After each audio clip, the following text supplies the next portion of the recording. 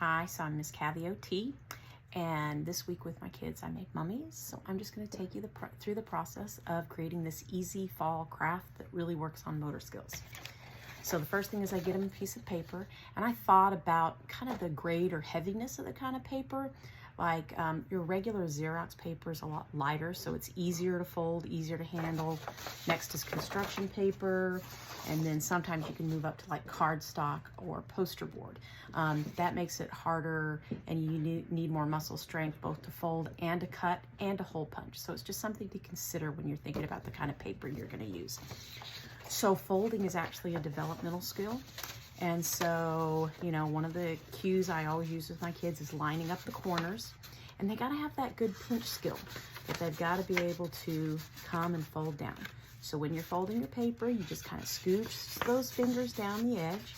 And then as you kind of get the bottom, you also want to turn around and you want to match up the bottom corners too. So that way you get a nice middle crease. Now, one of the things that I've started doing with my kids to make things easier, and I'll adjust this just a little bit, is if you put the paper on the edge, and then you just have to run one finger. You don't have to worry about two. And you just smooth out, and you get a nice folded paper. And then I know a lot of teachers use folded papers for putting into fourths, for stories, for cards, things like that.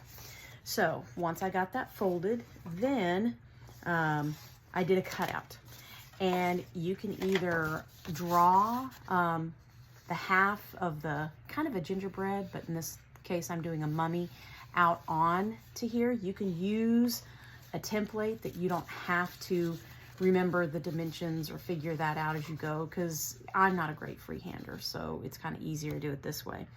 And so, or I printed one out, cut it out, and then one of the things I do is I just leave him on the side, and then I cut around the edges like so.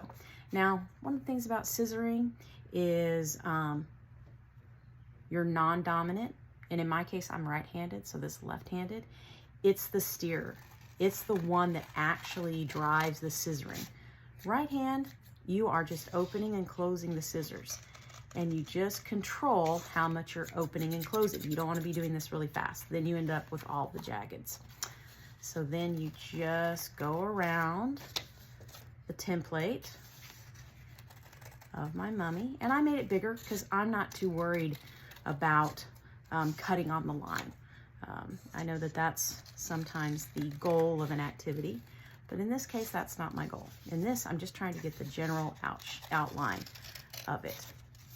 Now, I want it to look fairly like a mummy, so I'm staying close within the line. And if your goal is for it to be a cutting activity, then do have a line that they have to cut on. Kind of depends on what your goal is. Either way, they're still working on that fine motor, visual motor, eye-hand coordination. So once I get my mummy cut out, here he is. I took a hole punch, and I punched a hole in the top.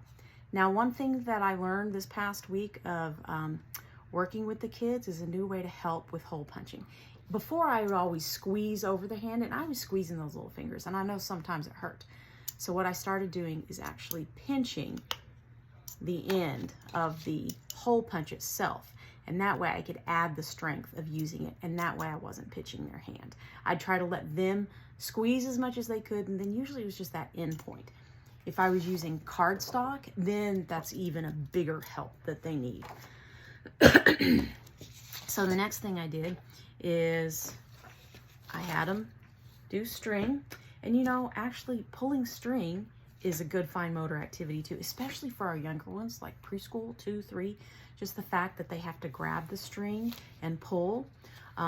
Pulling string, and usually it's those toys. Remember those little dogs that you would pull the little red plastic string, or the phone or something like that? That's a developmental skill too. And so you have them pull the string out. Scissors again, but that's just a one nice snip.